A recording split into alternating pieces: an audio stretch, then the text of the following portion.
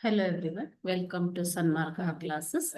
12ನೇ ಪ್ರಶ್ನೆ ಸಮುದಾಯ ಎಂಬಂತಹ ಚಾಪ್ಟರ್ ಇಂದ ಗ್ರಾಮೀಣ ಕೈಗಾರಿಕೆಗಳು ಅವನತಿ ಹೊಂದಲು ಪ್ರಮುಖ ಕಾರಣವೆಂದರೆ ಯಾವುದು ಅಂತ ಕೇಳಿದ್ದಾರೆ. ಈಗ ಗ್ರಾಮೀಣ ಕೈಗಾರಿಕೆಗಳು ಅಂತಂದ್ರೆ ಯಾವುದು ಮಕ್ಕಳೇ? ಬುಟ್ಟಿ ಹೆಣೆಯುವುದು, ನೇಯ್ಗೆ, ಕುಂಬಾರಿಕೆ ಇವೆಲ್ಲ ಯಾವ್ದ್ರಲ್ಲಿ ಬರ್ತವೆ? ಗ್ರಾಮೀಣ ಕೈಗಾರಿಕೆಗಳಲ್ಲಿ. ಸೊ ಈ ಕೈಗಾರಿಕೆ ಕರಕುಶಲ ವಸ್ತುಗಳನ್ನ ತಯಾರಿಸುವುದು ಎಲ್ಲವೂ ಕೂಡ ಗ್ರಾಮೀಣ ಕೈಗಾರಿಕೆಯಲ್ಲಿ ಬರುವಂಥವು.